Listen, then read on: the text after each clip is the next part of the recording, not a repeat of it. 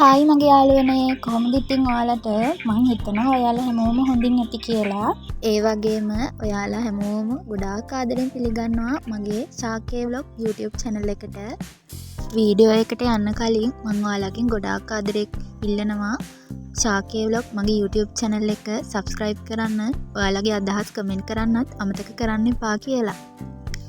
එහෙනම් ඉතින් වැඩි කතාවක් නැහැ, අපි යමු වීඩියෝ එකට.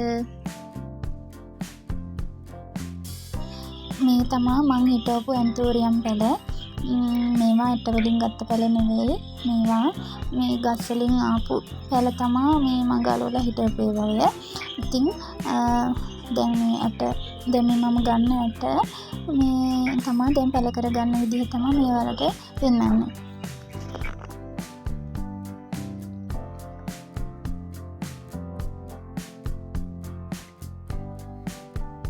අපි පරිස්සමින් මේ ඇට ටික ගලවගමු. යාළුවනේ මම ඇන්තෝරියම් ගැන ගොඩාක් ලොකු දැනුමක් තියෙන කෙනෙක් නෙවෙයි. ඉතින් මම කර මේ ඇන්තෝරියම් මේ බීජ පැල කරගත්ත විදිහ තමයි මම ඔයාලට කියලා දෙන්නේ. එතකොට යාළුවනේ මම මේ වීඩියෝ එක අරන් ඉන්නේ ඇන්තෝරියම් දැන් මම වගේ ලස්සනට ගෙදර ලස්සනට ඇන්තෝරියම් වවන්න ආසයි ඉන්නවනේ. ඒ කට්ටියට තමයි මම මේ වීඩියෝ එක අරගෙන ඉන්නේ. ඉතින් මට වඩා හොඳට ඇන්තෝරියම් වගාව ගැන දන්න අය මේ YouTube එකේ ඕන තරම් කට්ටිය ඉන්නවා. අපි බලමුකෝ මේක කරගන්නේ කොහොමද කියලා.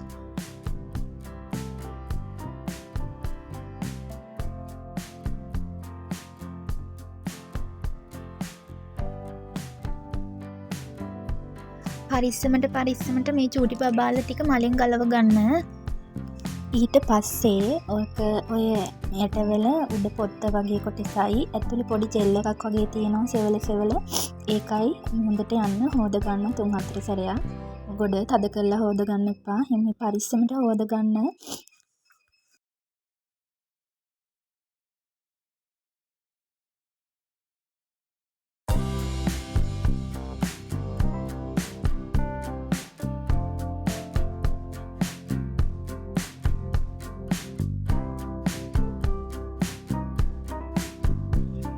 පස්සේ මම පාවිච්චි කරන්නේ මේ තියෙන බෝතලයක් ප්ලාස්ටික් බෝතලයක් කපලා ඒක හොඳට සිදුරු කරලා වටේට අරගෙන. ඉතින් ඔයාලට පුළුවන් මේ ඕන තරම් ගෙවල් වල මේවා තියෙනවනේ මේවා එකක් පාවිච්චි කරන්න. ඊට පස්සේ මඩ යන්න දෙතුන් වතාවක් හොඳට හොදලා මේ පිරිසිදු කරගත්තු වැලි තමයි මම දාන්නේ.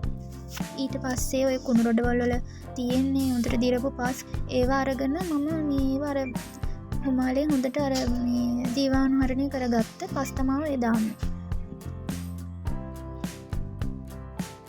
පස් ටික ජීවාණුකරණය කරපු වැටි කියනවා නම් මුට්ටියක් අරගෙන ඒක උඩේ රෙදි කෑල්ලක් බැඳලා ඒ රෙදි කෑල්ල උඩින් මේ පස් ටික දාන්න. ඊට පස්සේ පස් ටික දාන්න කලින් මුට්ටිය ඇතුළට වතුර දාලා ඉන්න. මේ තියෙන්නේ චූටි කෑලි වලට කඩාගත්ත පොල්ලෙලි. මම මේවා කහට ඉවත් කරලා තියෙන්නේ.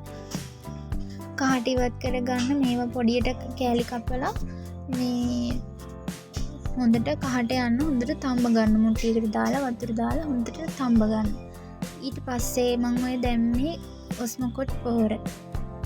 ඊට පස්සේ මේ තියෙන්නේ මම හොදපු බීජ. මේක තාම හේදිලා මදි. මම ආයෙසරයක් හේදුවා. ඔයාලා හොඳට හොදලා මේකට දාන්න. ඊට පස්සේ ඔය තියෙන්නේ ඔය ඇට මම දැන් දාලා එහෙම තියෙන්නේ. ඊට පස්සේ මේ කොඩින් හොඳට වතුර ටිකක් ගිහින්න ඕනේ. ඒ දාලා ඉවර වෙලා විනිවිද පේන ඉටි කවරකින් අපි මේක ආවරණය කරගන්න ඕනේ. මම ඔකට ලන්ච් ෂීට් පාවිච්චි කරනවා එහෙමයි කියලා මගේ පැල මැරිලා නෑ. මගේ පැල හොඳට තියෙනවා. හොඳට ගාටස් එකක් දාලා ඇතුළට මුකුත් යන්න බැරි වෙන්න හොඳට මේ පොලිතින් එකෙන් ආවරණය කරගන්න.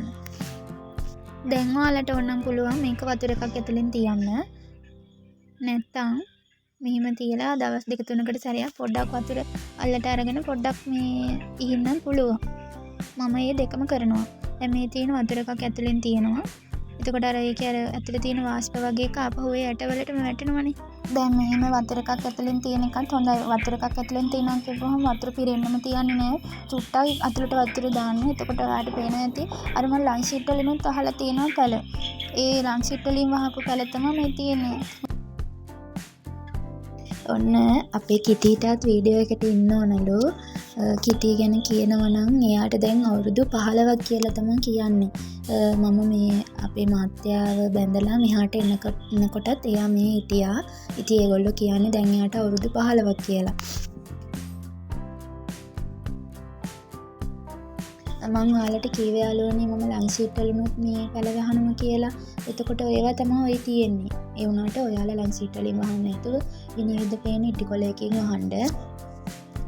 දැන් බීජ දාලා ඔක්කොම ඉවර වුණාට පස්සේ මේක තෙමෙන්නේ නැති, තද ඉරව්ව වැටෙන්නේ නැති හෙවණකින් වගේ තියලා තියන්න. එතකොට බිමින් තියන්නත් එපා. උඩකින් තමයි තියලා තියන්න ඕනේ.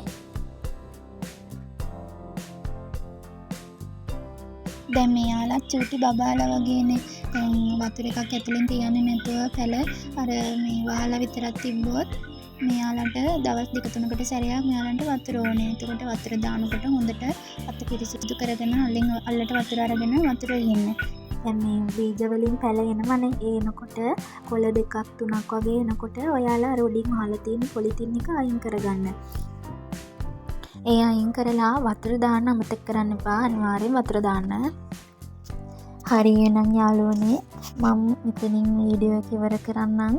මං හිතනවා මං ඔයාලට කියලා දුන්න දේවල් පැහැදිලි ඇති කියලා. ඉතින් යාළුවනේ මම ආයෙත් දවසක වීඩියෝ එකක් අරගෙන එන්නම්. මං ඔයාලගෙන් ගොඩාක් ආදරෙන් ඉල්ලනවා මගේ channel එක subscribe කරන්න. ඔයාලගේ අදහස් comment කරන්න කියලා. යාළුවනේ වීඩියෝ එකේ අඩුපාඩු ඇති. මම ඒකට ඔයාලගෙන් සමාව ඉල්ලනවා.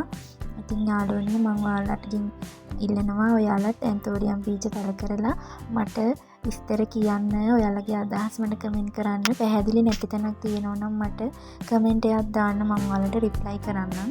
එහෙනම් යාළුවනේ මං ගිහින් එන්නම්. ඔයාලා හැමෝටම බුදු සරණයි. ඔයාලා හැමෝටම ගොඩක් ආදරෙයි.